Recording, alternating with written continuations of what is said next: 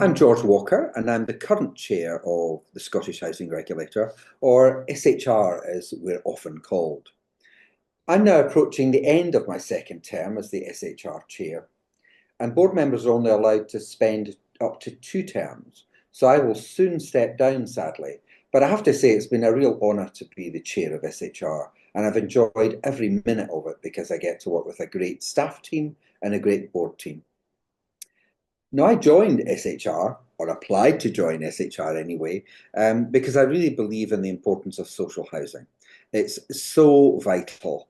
And I was lucky enough that I grew up in social housing at a time when there was, in fact, much more of it available. And in Ayrshire, where I grew up, I had a great experience of living in social housing, and it really made a difference to my life at the time. I'm Lindsay Patterson and I've been a member of the board of the Scottish Housing Regulator since 2021. I joined the board because I wanted to use my skills and experience in a way that makes a difference. I'm a solicitor with a background in housing law, and I spent many years helping people with housing issues such as rent arrears, dampness, disrepair, and helping people who were experiencing or facing homelessness. I believe that regulating to safeguard and promote the interests of tenants and service users is hugely important, and joining the board has allowed me to use my skills and experience to help people in a much more strategic way. I want to see successful social landlords delivering good outcomes for tenants, people who are homeless, and other service users such as gypsy travellers using gypsy traveller sites.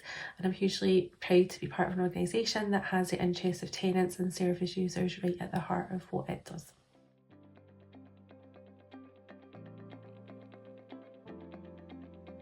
As chair of the regulator, I'm really lucky that I get to play a key role in shaping the regulation of social housing in Scotland.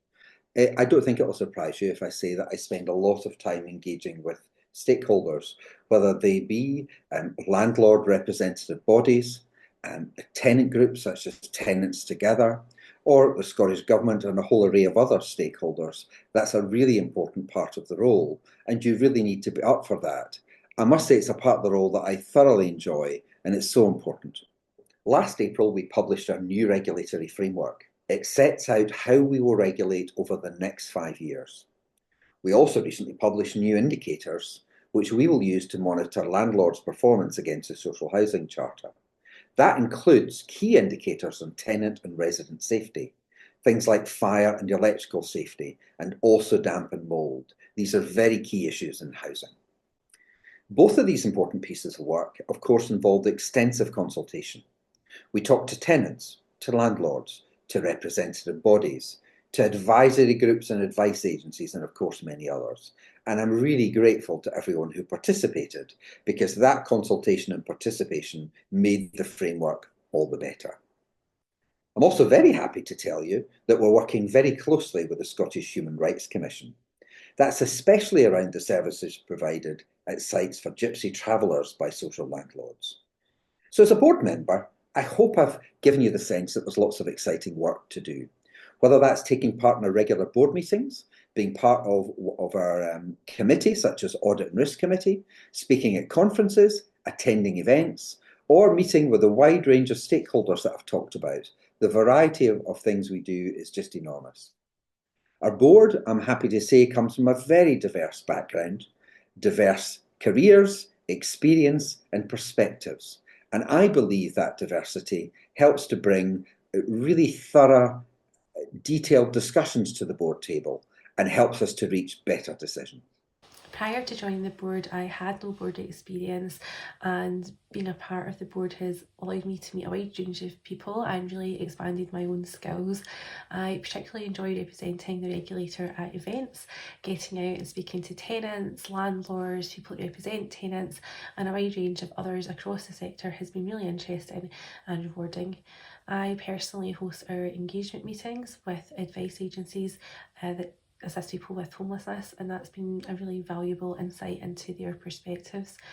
The board meetings are always a good opportunity for debate, and there's plenty of support from the board and staff colleagues and the regulator. Full induction training and ongoing support is provided to anyone that joins the board, and I was particularly grateful to my board member buddy when I started.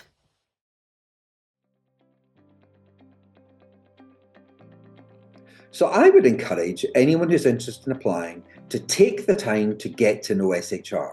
That's important. We have lots of information about us published on our website, and this is a good way to find out what we do, how we regulate, and maybe to understand that regulatory framework I referred to earlier. I'd also say focus on the skills that are set out in the pack when you're preparing to make your application. Understanding those are really important. You don't have to have previous board experience. I didn't. You just need to think about the way that your experience meets the skills that are required and match that. You could always come along to one of our events. Taking a look at the SHR website is also a really good way to find out more about what we do. So if you've got the skills and want to play a part in shaping social housing regulation in Scotland, this is the type of role where you can really make a difference. I encourage you to apply.